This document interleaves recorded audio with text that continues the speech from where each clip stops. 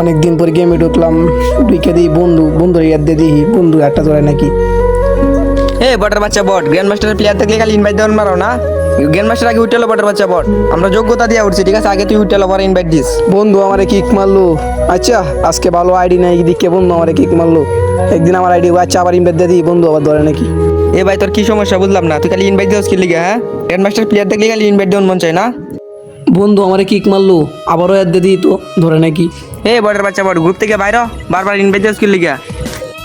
বন্ধু আবারও আমারে কিক মারলো। আচ্ছা সমস্যা নাই, গেম থেকে বাড়িয়ে দিই। বন্ধু আবার আমার ইয়াদ দিল, দিই তো বন্ধুর গ্রুপে গিয়া।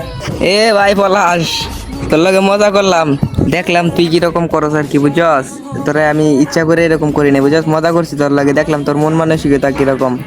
বন্ধু মাফ করে দে, উদয় তোর লাগে আমি প্র্যাঙ্ক করছি, বুঝছস? ও বন্ধু তুই মজা করছস, তুই আবার বন্ধু মানুষ, এমতে কি বেটা কেউ মজা করে? আমি তো সিরিয়াসলি ভাবে নিছিলাম বেটা, এমতে মজা করিস না কোনোদিন, বুঝছস? আচ্ছা বন্ধু থাক তুই, আমি এখন গেম থেকে বার হয়ে যাবো, থাক তুই।